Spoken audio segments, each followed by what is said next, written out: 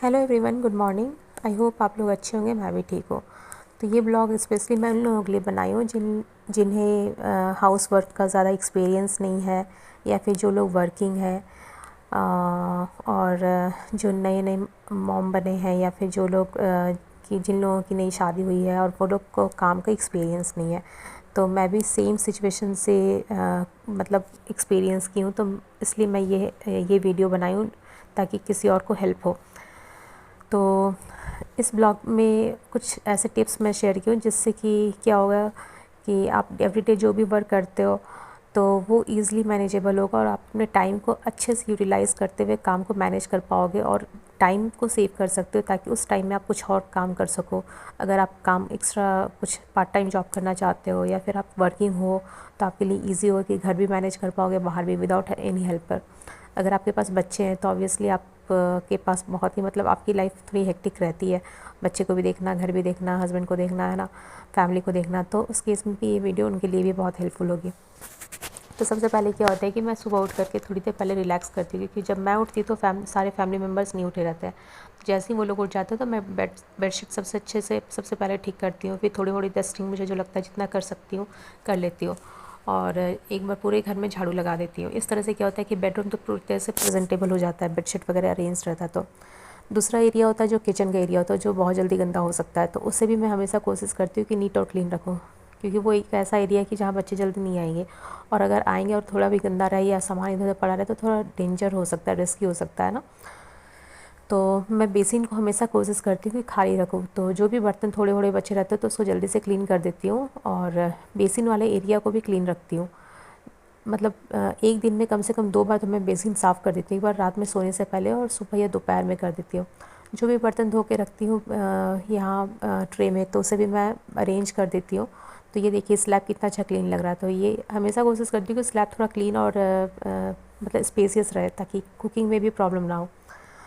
ये दूसरी मैं आपसे एक और टिप्स शेयर करना चाह रही हूँ कि जब भी आप खाना बनाते हो, दाल बनाते हो, तो ट्राई करो कि आप वीक में हर एक तरह के दाल, मतलब 3 से 4 तरह की दाल को इंक्लूड करो। तो जैसे कि मैं आज ये बनाने वाली हूँ, चने की दाल बनाने वाली हूँ। उससे पहले दिन मैंने तूर की दाल बनाई थी, और उससे पहले हरी मूंग की दाल। तो इस तरह से क्या होता है कि न्यूट्रिशन भी आप अच्छे से एब्जॉर्ब कर पाओगे, और सारे दाल की और सारी तरह की दाल आप अपने डाइट में ले सकोगे। और दूसरी बात है कि अगर आप कुकर में ना बना करके अगर ट्राई करो किसी ऐसे बर्तन में बनाओ जो खुले बर्तन में बनाओ, जैसे कि कोई भी एक पतीला में बना लो, तो उससे क्या होता है कि न्यूट्रिएंट्स जो है ना वो अच्छे डिस्ट्रॉय नहीं होते हैं। कुकर में नहीं बनाना चाहिए इस वजह से। दूसरी टिप है, ये एक और टिप है कि जब भी आप सब्ज़ी काटते हो तो जो भी छिलका होता है ना उसे हमें फेंकना नहीं चाहिए, उसे आप किसी अलग बर्तन में रखो, मिट्टी के बर्तन में या किसी में भी, और उसमें थोड़ा पानी डाल दो। 2-3 दिन के बाद उस पानी को अगर आप किसी भी गमले में डालोगे, किसी भी प्लांट में, तो प्लांट की ग्रोथ में बहुत हेल्प करता है। मतलब मेरे पास मतलब हम लोगों ने देखा कि बहुत सारे प्लांट थे जो मर रहे थे, मतलब पीले पड़ जा रहे थे पत्ते, तो जैसे ही प्लांट में ये पानी डालने से क्या हुआ, वो प्लांट हरे भरे होने लग गए। तो आप भी ये फॉलो कर सकते हो। ये नेक्स्ट टिप है, अगर आप खाना बनाते हो और बहुत ज़्यादा एक्सपीरियंस नहीं है, वेजिटेरियन कुछ खाना बना रहे हो, और आपके घर वाले बहुत शौकीन है खाने के, या फिर आप बहुत ज़्यादा एक्सपीरियंस नहीं हो कि किस तरह से खाना में ज़्यादा मतलब वेरिएशन डालूँ, तो दाल चावल तो बनाते ही हम लोग, एक सब्ज़ी बना देते हैं, पर उसके बाद और बनाने में लगता है कि अरे और कितना डिश बनाए, लेकिन चाहते कि जब प्लेट परोसे तो उसमें बहुत सारी चीज़ें हो ताकि अच्छा लगता है प्रेजेंट करने में।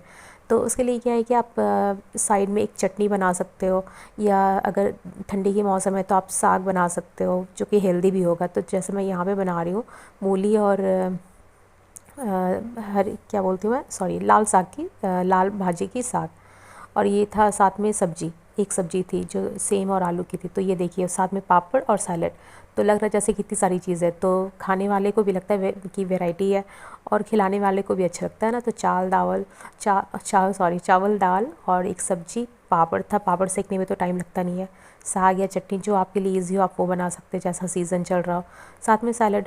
तो ये हेल्दी भी हो गया और वेरिएशन भी हो गया, और बहुत ही कम टाइम में बन भी जाता है।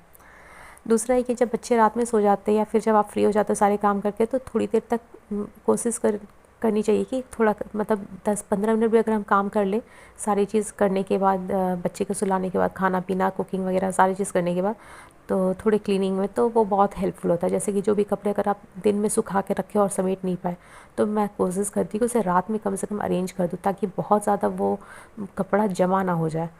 सो डेली मेरा तो रूटीन है कि मैं 10 मिनट 5-10 मिनट निकालती हूँ कि कपड़े को अरेंज करके रख लूँ। इससे बहुत ईज़ी हो जाती है लाइफ़। मतलब मैं नहीं बोलूँगी ईज़ी हो जाती है लाइफ़, लेकिन हाँ, घर को मैनेज करने में बहुत आसानी होती है।